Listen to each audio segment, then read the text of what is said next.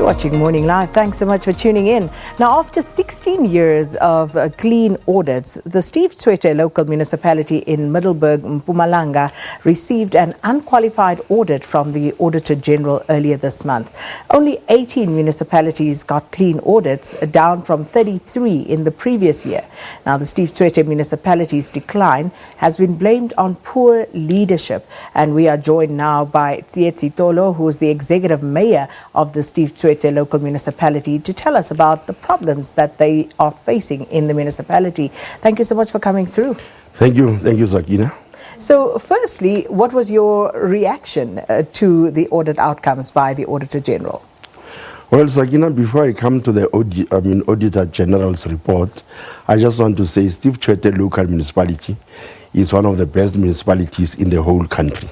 It is number 1 in Mpumalanga, and it is number 4 in the whole country. And we are growing at the rate of 4.4%.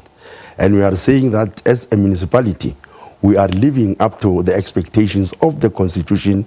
We do deliver basic services to our people out there. We give them water, we give them sanitation, roads, stormwater, and everything.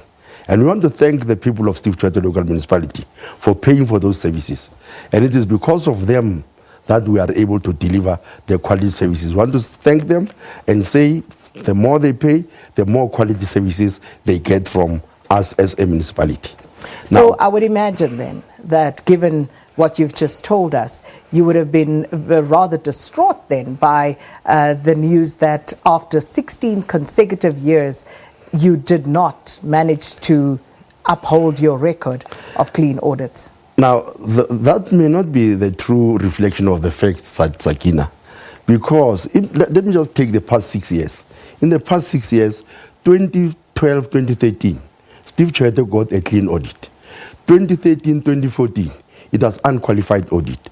2014, 2016, 2017, it was a clean audit. But 2016, 2017, 2018, it is unqualified. So you can see that within 6 years, 3 years it was unqualified, and 3 years was clean audit. So this fallacy that, for about so many years there's been a clean audit, it's just a fallacy, I must tell you, Sakina.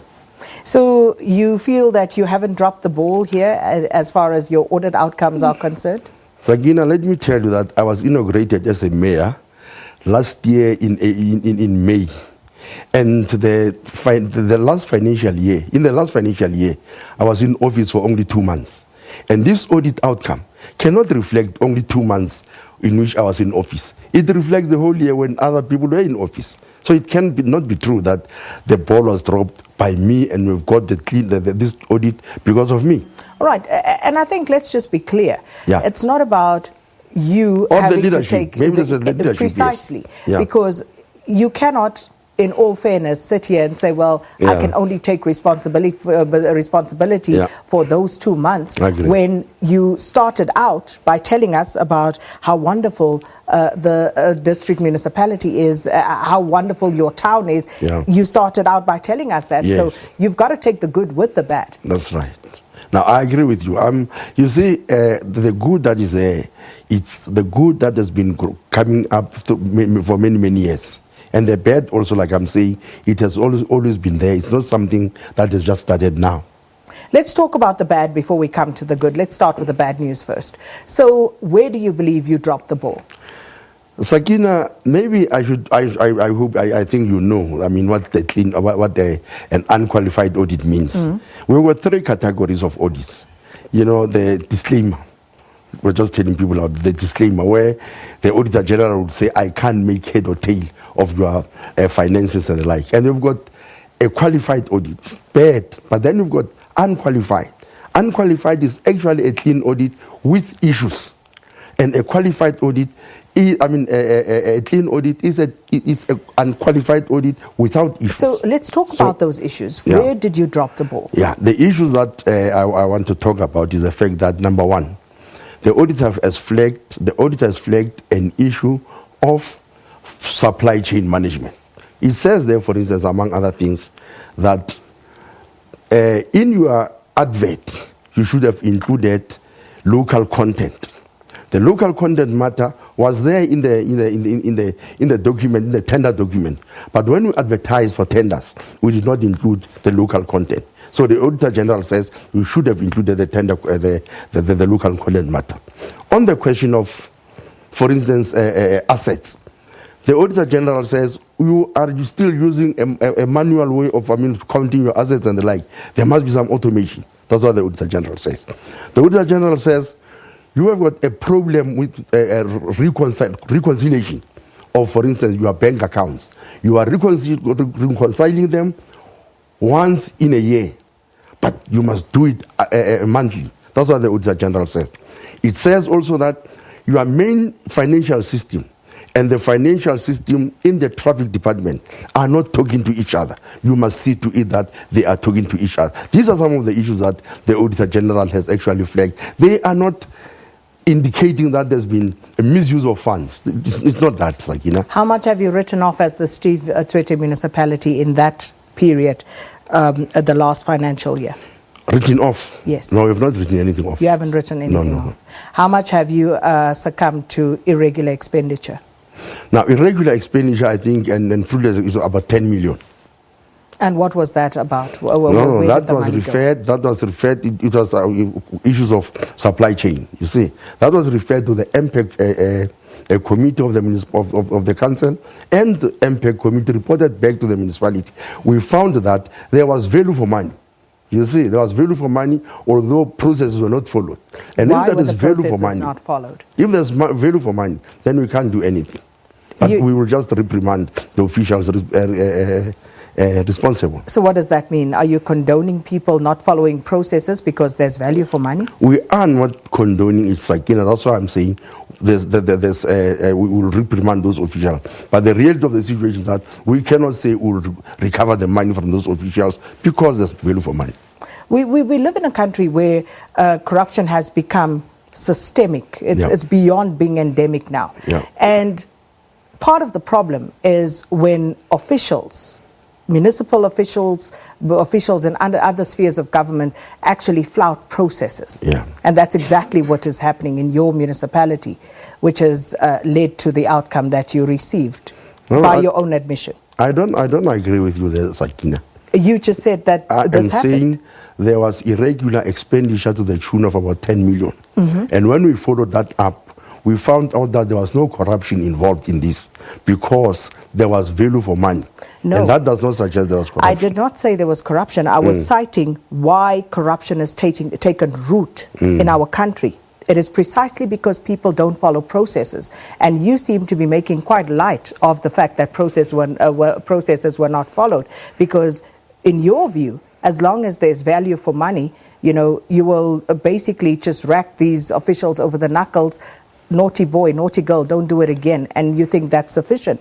No, Sakina, I am saying if there is no corruption involved, if we find that, we're not condoning it, but we follow it up, and if we think that there is no corruption involved, then you cannot, take that official, for instance, to court if there's no corruption involved. You can't inform the police about that.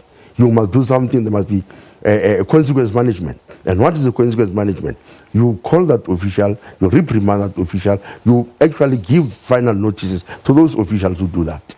So again, when we talk about procurement processes and we talk about, things that go wrong, not just in Steve Tshwete, but across the country, usually it is said that there would be political interference. Your predecessor, Mike Masina, spoke about political interference, saying that he was removed because of political interference. Was that so as to gain access to these levers of the supply chain procurement processes? Well, I belong to an organization called the African National Congress, to which Masina also belongs.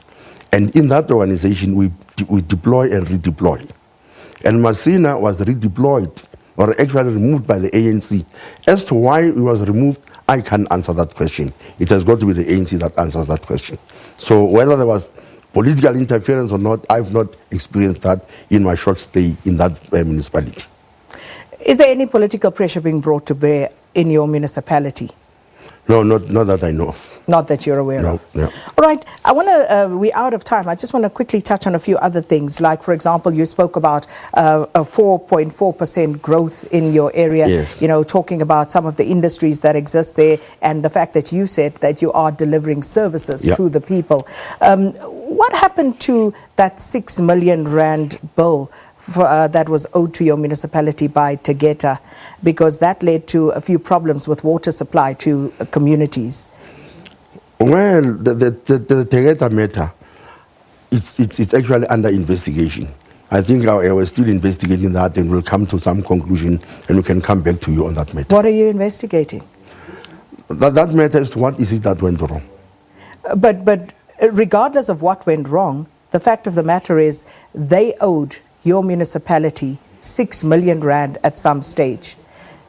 Were you able to recover that money? Were you able to take a look at the water purification plant that ran into problems as a result of that company, Optimum in this instance, not doing what it was supposed to do? Well, I do know that we had a contract with that company, which was actually supposed to purify water for us, for the residents of Guazamugutle and Henrina. Now, the 6 million rand that you're talking about, I'm not very sure if I can find out, and I'll come back to you. So you don't know whether that account was paid up or not? No, that 6 million rand I'm not aware of. So do you know who are the biggest, defaulters in your municipality? Defaulters in relation to? In relation to paying for facilities, for services, water, electricity? No, in our municipality, we don't have big defaulters. So most of our people are paying for their services. So, which is precisely why I was asking you about this, because you made that point at the onset that people are paying for services. Yes. And therefore, I would think that if at some point there was this amount outstanding, you would know whether it was paid or not. No, you see, that is a different situation altogether, you see. That's why I'm saying I'll have to investigate that and come back to you. But on the overall, 98% of our people do pay for their services. And then just finally, which sectors are the most lucrative in your municipality? Well, our municipality, the economy is actually anchored on mining. And we want to move away from that and try to diversify. Because mines are closing left, right, and center. And we are saying we don't want our town to become a ghost town when these mines are closing. So we are trying very hard to see to it that we diversify the economy so that the town becomes vibrant, even at the time when the mines are no longer there. Well, we unfortunately have to leave it there. Thank you so much for stopping by, Mr. Tolo. Thank you very much. An absolute pleasure having you. And this, of course, was the Steve Tshwete Municipality Executive Mayor, Mr. Tsietsi Tolo, talking to us about some of the issues in the municipality. So.